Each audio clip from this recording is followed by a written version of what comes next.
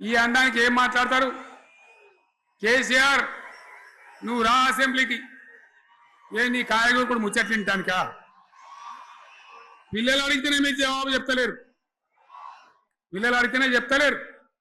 ఉన్నది ఉన్నట్టు నిలబెడితే ఆ ఆర్థిక మంత్రి అసెంబ్లీలో లేచి 20% కమిషన్ తీసుకుంటాను కేటీఆర్ మాట్లాడితే ఆయన లేచి భుజాలు తడుముకుంటాడు. నీకెందుకయ్యా బాధ?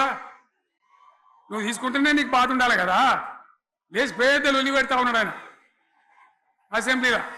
ఈ విధంగా చాలా గందరగోళంగా అవివేకంతో అజ్ఞానంతో చాలా ఘోరం చేసి అడ్డమైన మాటలని చెప్పింది. దాంతో మనం కూడా గోల్మాలైపోయినాం. తీర్థం పోదాం తిమ్మక్క అంటే వాడు గుల్లే, మనం సల్లే. ఆ గతికి తెచ్చింది ఇలా ప్రజల గతి. మరి మనం కూడా ప్రజలు కూడా ఆలోచన చేయాలి. ఆవేశం కాదు. గాడిదలకు గడ్డేసి బలరకు పాల్పడితే వస్తాయా? మరి ఇప్పుడు ఏం చేయాలో ఆలోచించాలి. ఓ తమ్ముడు అన్నాడు హైదరాబాద్లో, ఆయన ఇల్లు కూడా కొడితే, కేసీఆర్ అన్నా యాడున్నావు, నువ్వు రావాలి, కత్తి వాన్ చేతిలో పడితే యుద్ధం నన్ను చేయమని పడుతుంది. అంతేనా? ఇది కూడా విచారించాలి ప్రజలు. మీకు అర్థం కావాలని నేను చెప్తా ఉన్నా. అందుకే ఓడగొట్టుకున్న కాన్నే వెతుక్కోవాలి. మీ వెంట బీఆర్ఎస్ ఉంటుంది, మీ వెంట కేసీఆర్ ఉంటాడు. 100% మళ్ళా తెలంగాణ విజయం సాధించాలి, గులాబీ జెండా ఎగిరేయాలి, అద్భుతమైన తెలంగాణను మళ్ళీ సాధించాలి. ఇక బీజేపీ కథ 11 ఏళ్ళ రాజ్యం చేయబట్టి తెలంగాణకు 11 రూపాయలు ఇచ్చిండ్రా?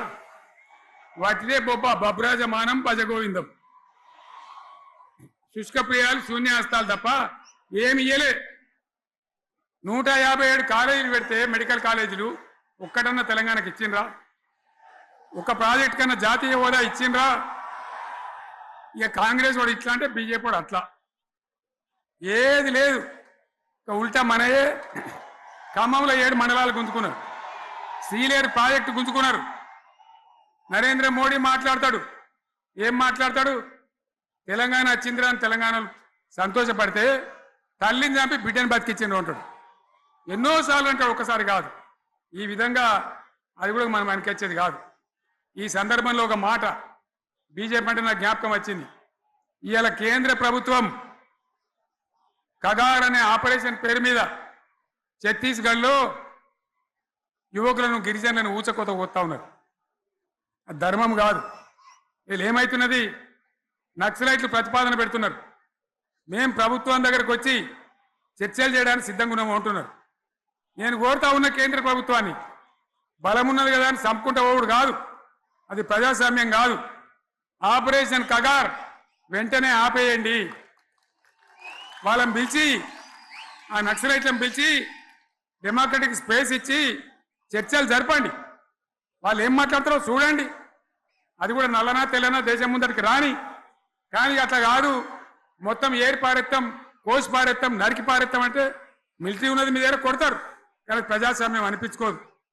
ఈ మాట ఢిల్లీకి ఉత్తరం పంపిద్దామా?